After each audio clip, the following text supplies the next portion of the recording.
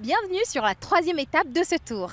Cap maintenant vers le sud à la découverte d'une étape autour du magnifique fleuve Mono.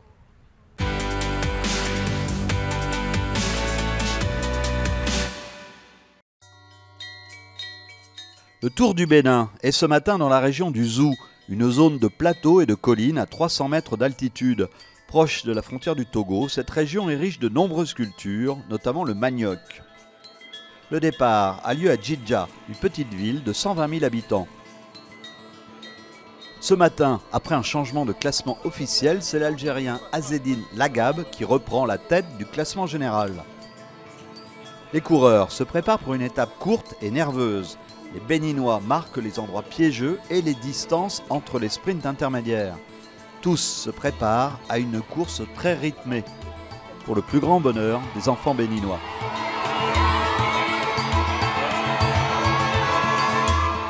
« 113 km attendent les coureurs entre Djidja et Atiémé.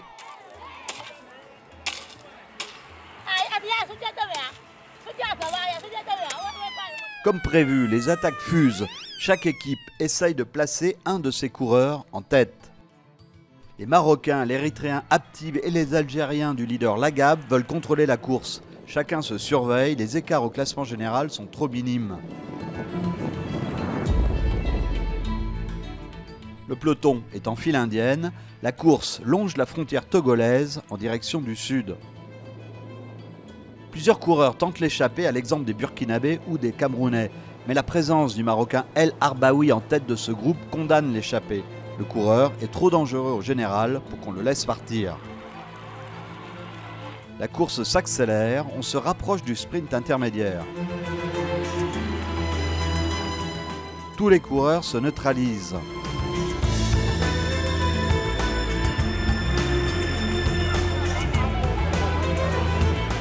L'Érythréen Abtib est au coude à coude avec les Marocains El Sabahi et El Dormi. Abtib l'emporte et gagne de précieux points dans la course pour le maillot jaune. Après ce sprint, Bikehead décide de durcir la course pour mieux protéger son leader érythréen. À 5 km de l'arrivée, on s'achemine vers un sprint à Atiémé.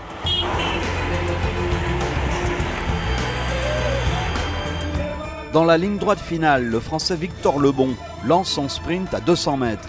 L'Algérien Islam Mansouri résiste, mais c'est finalement Lebon qui s'impose devant Mansouri. Le Burkinabé Wahabou Bouda est troisième.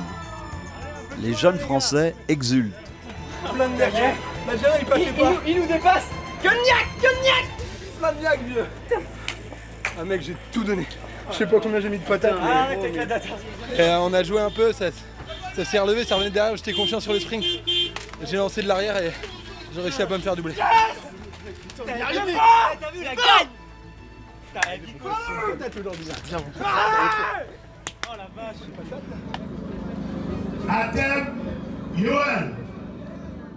Au classement général, Yoel Abtib prend le maillot jaune avec 2 secondes d'avance sur Azzedine Lagab et 5 secondes sur Houssen El Sabahi. Il est le meilleur coureur du peloton.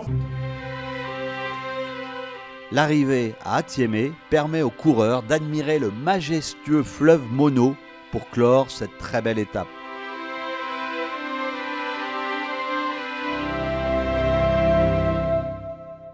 Après cette superbe étape, continuons la découverte du pays avec sa flore et ses trésors cachés.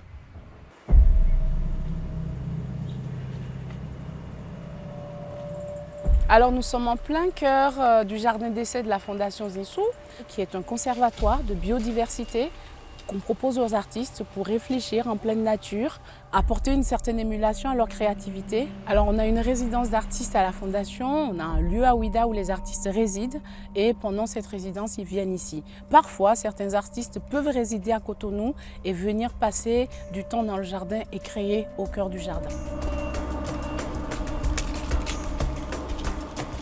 Alors ce qu'on peut dire, c'est que c'est une végétation, on n'a pas de vieux arbres ici, c'est une végétation qui est en train de reprendre. On est en train de travailler avec l'université pour pouvoir identifier toutes les espèces et partager au public, au grand public. Donc on a vraiment tout ce travail qui est en train de se construire. On va dire qu'on a une certaine habitude depuis plus de 18 ans maintenant et on va continuer.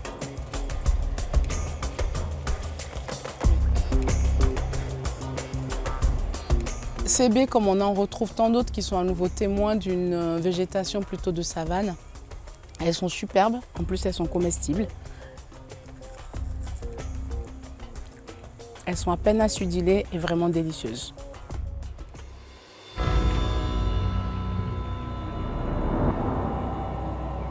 Alors on retrouve là un soldat qui fait partie de la colonie des termites. Il y en a énormément sur le site. Les soldats dans la colonie des termites sont des protecteurs, les gardiens en fait, c'est eux qui gardent l'entrée, qui surveillent les ouvrières, mais qui gardent aussi l'arène et qui permettent de protéger l'accès à l'arène.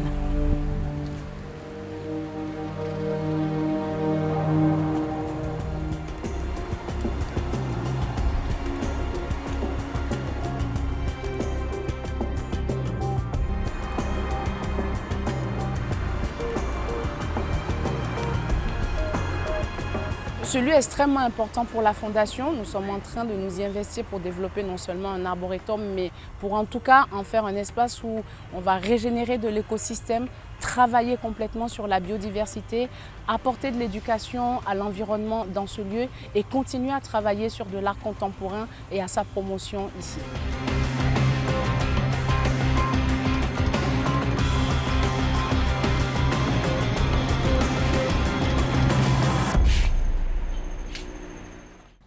Merci de nous suivre sur TV5 Monde. Vous pouvez également nous retrouver sur nos différents réseaux sociaux et à demain.